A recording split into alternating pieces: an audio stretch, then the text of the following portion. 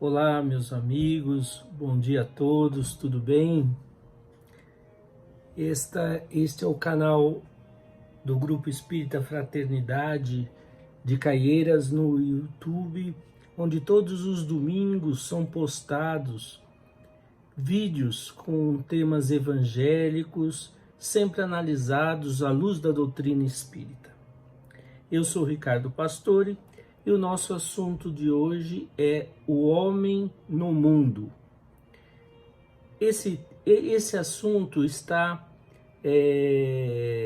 comentado, escrito no capítulo 17 do Evangelho segundo o Espiritismo e faz parte de uma mensagem recebida e entregue a Allan Kardec, ditada pelos um dos espíritos que trabalharam na codificação e que se intitulou apenas Um Espírito Protetor. Ela faz parte do tema Sede Perfeitos, do capítulo 17, como eu disse, do Evangelho segundo o Espiritismo.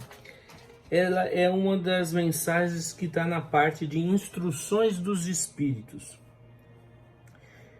Nesse capítulo, Kardec analisa características da perfeição, o homem de bem, os bons espíritas, a parábola do semeador, e depois nós temos várias mensagens com referência a esse título, que são então os comentários dos espíritos.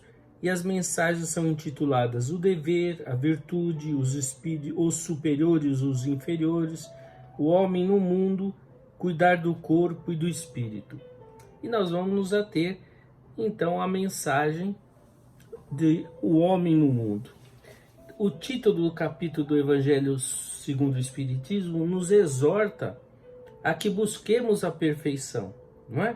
Sede perfeitos, ela faz parte, essa frase foi dita no Sermão do Monte, né? Faz parte do contexto em que Jesus nos ensina e pregou o Sermão do Monte. E ela está registrada em Mateus, no capítulo 5, nos versículos de 44 a 48. E diz, não é? Sede, pois, perfeitos como vosso Pai Celestial é perfeito. Então ele está aqui já nos convidando, não é, a buscarmos a perfeição.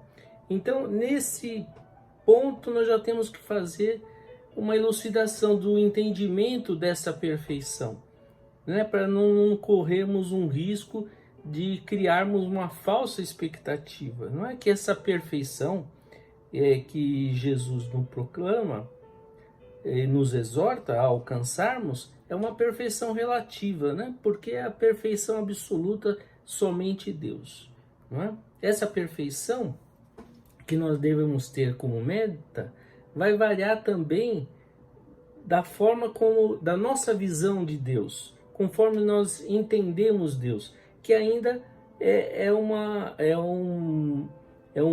visão ainda muito restrita, porque os Espíritos mesmo no livro dos Espíritos nos disseram que nos falta ainda um sentido para termos uma compreensão exata da natureza íntima de Deus. Nós podemos ter a noção, o conhecimento de alguns atributos que são essenciais, que não podem deixar de existir. Essas características divinas em grau máximo para nós, teoricamente, abrangeria todas as características de Deus, se nós considerarmos essas características na sua versão mais ampla, na versão máxima. Então, Deus é eterno, é imutável, é imaterial, é soberanamente justo, bom. Então, todas essas características é o que a gente consegue conceber no nosso estágio evolutivo, não é? Conforme nós vamos progredindo, a nossa ideia de Deus vai também melhorando, sendo aprimorada, porque nós, pela matéria, nós ainda temos a nossa visão obscurecida. Então, nossa percepção de Deus é limitada. É como se fosse um deficiente visual de nascença. Ele pode descrever uma rosa, pode dar a sua textura, o seu peso, o seu perfume, mas não consegue descrever ou não consegue perceber a cor. Então, da mesma forma, nos falta ainda sentidos mais apurados para podermos compreender Deus na sua perfeição absoluta, não é? A humanidade vai aprimorar a sua compreensão de Deus, mas ainda na fase de humanidade não. Ele está perguntando aqui se nós, no Livro dos Espíritos, se nós um dia chegaremos a compreender essa natureza íntima de Deus. Quando nós chegarmos na condição de espíritos puros, não é? Lá da escala espírita, conforme está lá na pergunta 100 e seguintes, quando nós estivermos na condição de espíritos puros, nós estaremos em comunhão, né? Com Deus, né? Em harmonia com as leis divinas. Então a nossa visão, nós vamos compreender e entender melhor Deus em si. E agora a nossa visão de perfeição é limitada por essa nossa concepção limitada que nós temos. Então essa meta evolutiva de perfeição, ela vai sendo ampliada à medida que nós progredimos. Então a nossa perfeição relativa é dentro dessa concepção que nós temos atual de Deus. À medida que o progresso se realiza, nós vamos transferindo para mais para frente, né, a nossa meta evolutiva. Então nós temos que entender que nós somos convocados para progredirmos dentro dessa meta que é possível nós compreendermos. E nós chamamos essa busca pela harmonização, né? Nessa busca pela comunhão com Deus, de processo evolutivo. Nós fomos criados simples e ignorantes. Quando eu digo simples, não estou dizendo que seja o contrário de complexo, mas o contrário de composto, né? Composto é aquilo que é formado por vários elementos. O simples é a individualidade, é como nós entendemos o espírito imortal, como uma individualidade, não é? Que vai progredir, que vai crescer. E ele faz esse processo evolutivo através da vida encarnada, através da vida no mundo físico, né? Através das reencarnações, das experiências que ele tem na vida encarnada, é que o habilita ao progresso. Norteando esse nosso processo evolutivo, existem leis que nós chamamos de leis naturais, ou leis divinas. Ela que garante o nosso acesso evolutivo. Então são várias leis que estão inscritas, conforme nos ensinam os espíritos, na nossa própria consciência. Ela que nos adverte o modo de nos conduzirmos, né? Nos dita o que podemos, o que não podemos fazer. Então é um sinalizador, né? O nosso GPS que nos conduz na estrada do aperfeiçoamento. Dentro desse processo de crescimento, nós temos o direito de optarmos os caminhos, a velocidade que nos conduz nessa rota de ascensão. Mas igualmente nos responsabiliza pelos nossos atos, pelas nossas escolhas. E as reencarnações, para o nosso aprendizado, para a nossa educação, elas são, quantas serão necessárias? Quantas nós precisarmos, né? Cada um vai determinar esse ritmo de crescimento. E nós vamos vivendo em mundos com características próprias, né, do estágio evolutivo. Então, cada mundo em que nós encarnamos, ela tem um padrão de vibração, tem um padrão vibratório das criaturas que estão ali mergulhadas naquele mundo, né? O espírito é um ser social, né? Viver em sociedade é uma lei natural. Nós precisamos da convivência para aprendermos, para crescermos. Ninguém aprende com o isolamento. Nós temos que viver em sociedade para a nossa educação. A lei maior, segundo nos orientou, nos disse, nos ensinou Jesus, das leis divinas, o amor é a lei magna, né? É a lei maior. Então, nós precisamos entender que através do amor é que nós vamos, em síntese, ser norteado para atingirmos esse estado de perfeição. E o amor em movimento, o amor em ação é chamado de caridade. É a caridade que nos movimenta, então, e nos impulsiona ao progresso. E para praticarmos a caridade, nós precisamos da convivência, nós precisamos do próximo. O outro é o nosso referencial. Então, através desse contato da vida em sociedade é que nós temos a possibilidade de praticarmos a caridade, essa lei universal que vai nortear e vai reger o nosso processo evolutivo.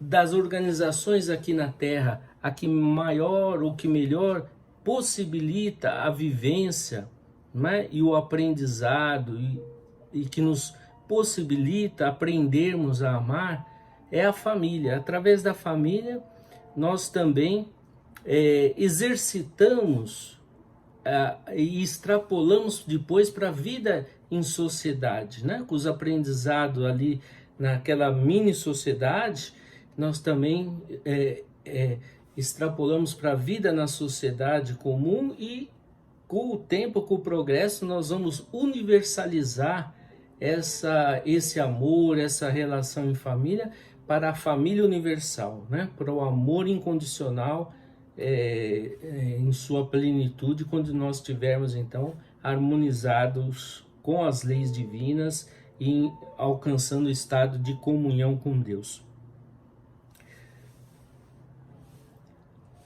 Muito bem. No capítulo, então, no item 10, então, do capítulo 17 do Evangelho segundo o Espiritismo, Sede Perfeitos, o homem no mundo, os espíritos nos vão falar das nossas relações com Deus, das nossas relações com o nosso próximo e da nossa relação conosco mesmo, não é? E essas relações baseadas em nosso padrão evolutivo, ou na nossa faixa evolutiva em que nós nos encontramos, não é? Então, a nossa meta evolutiva é nossa concepção atual de Deus, não é? Que nós vamos aprimorar, mas em síntese, nós temos que buscar então essa perfeição relativa que vai se dar através das reencarnações. O próximo é então a nossa relação com o outro, é essa convivência que vai nos permitir o aprendizado da lei do amor. E a relação conosco mesmo é que através do conhecimento de nós mesmos e através das relações com o próximo, nós vamos, e das experiências da vida em sociedade, nós vamos estimulando e desenvolvendo as nossas potencialidades divinas. Porque nós possuímos o DNA paterno, quer dizer, nós somos criados à semelhança de Deus. Quer dizer, nós temos a potencialidade, né, de sermos perfectíveis, né? Nós temos condições de alcançarmos essa perfeição relativa. E nessa condição, nós trazemos em nós a potencialidade que vão sendo despertadas pelas experiências, né? O salmista lá no Salmo 82, que nos diz que vós sois deuses, né? Deuses com D minúsculo, é que nós temos essa herança divina, né? Que está lá em germe, que precisa ser despertado, então, através das experiências e da vida no mundo físico.